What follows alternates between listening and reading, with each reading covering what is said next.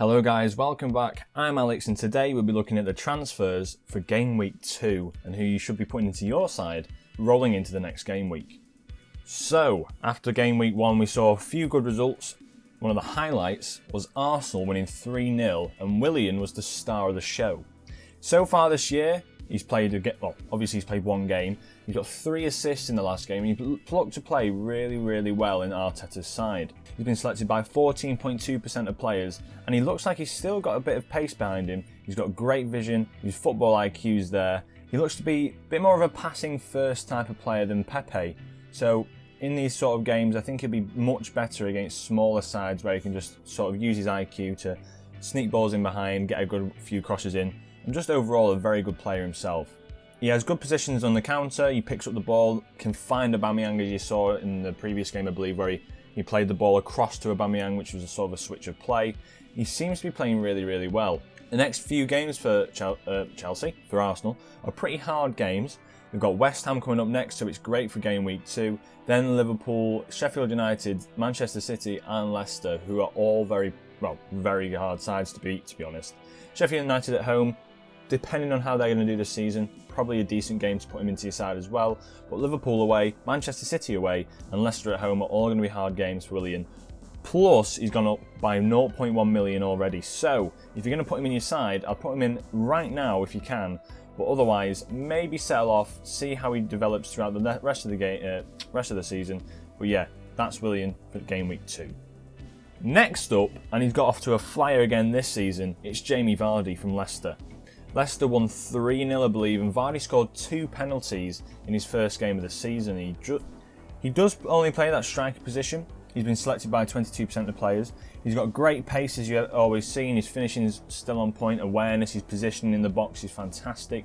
Gets in behind the strikers. He's not fantastic at passing. He's not fantastic at dribbling the ball, although he does get past his players by knocking it past them. But he does strike the ball with force. He's very fast on the counter-attacks, so it's great against these high-pressing sides in the Premier League. He makes the runs in behind and plays off the shoulder of the defenders. And he's overall just a very good player and off to a flyer again this season. Next week they play Burnley, a very defensive side, a pretty well set side, but they are at home. I think Leicester, they're looking very good to be fair. I think they'll be back with a bang. Other than that, they do play Manchester City the game week after, away from home, so that's going to be a tricky one for them. See how City fare with this new sort of lineup they'll have. West Ham at home and then Villa at home, so he's a definite to be putting in, a Leicester player is a definite to be putting into your side. I think Game Week 4 that is, for West Ham and then Villa, and then obviously Arsenal away after that. Vardy's looking to get off to a flyer this season. He already has done with his 2 goals, and I reckon he'll probably get the golden boot again. It'll be a race between him and Salah, I believe, this season. We'll have to see how those two fare against each other. But yeah, Jamie Vardy, definitely put him into your side against Burnley for this current game week. Next up is Ancelotti's Everton with Digne.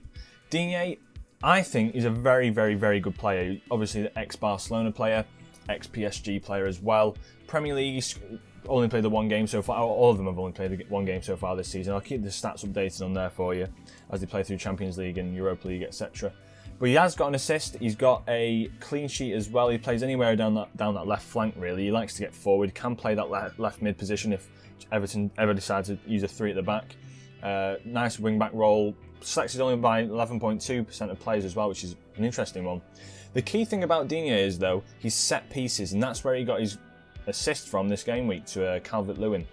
He did take that free kick, great whip on the ball. He's really good from those sort of direct free kicks where you're crossing them in from the left-hand side, sort of like get the whip on them, even towards the centre of the park, or perhaps when he gets forward on the overlaps, he's also very good at getting the crosses in. So just his overall crossing of the ball is very good, and especially his set pieces, which is why I put him in the side. Weaknesses include his shooting. He's not fantastic at shooting the ball, but I mean, who knows? He might score a few goals coming up this season, but I don't think he scored any last season. His aggression as well. He can get a bit too into the tackle, so might pick up a few yellow cards here or there, but nothing really bad, to be honest with you. Traits, he overlaps the winger, gets forward as often as he can, and he likes to whip the balls into his box. Next week, they are playing West Brom at home. West Brom, a newly promoted side, didn't have a fantastic start to the season.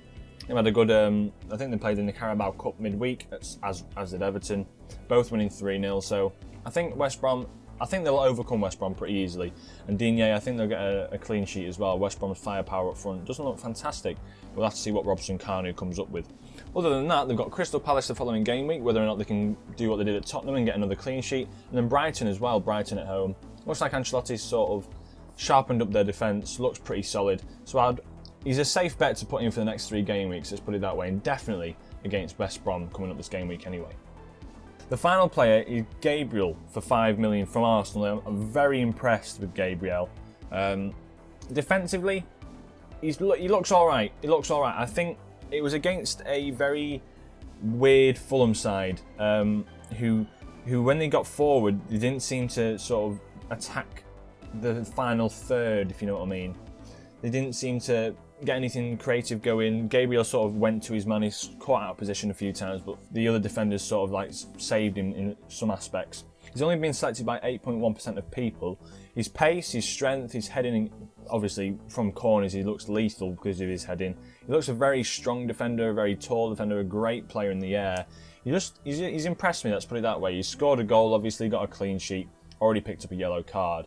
He does stand off his opponents, he battles for headers in the air, he gets forward for the corners, but he does get caught in possession a few times. His position isn't great, and obviously his communication, as he's just coming to the side, is pretty young as well.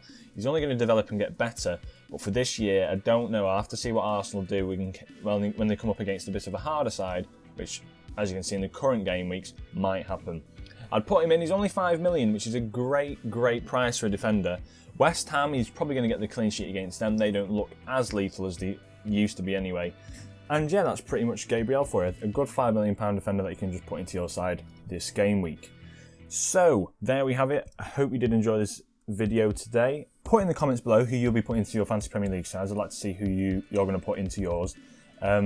Leave a like if you didn't like the video. If you want to see more of these, subscribe if you are new, and I shall catch you in the next episode. Ciao.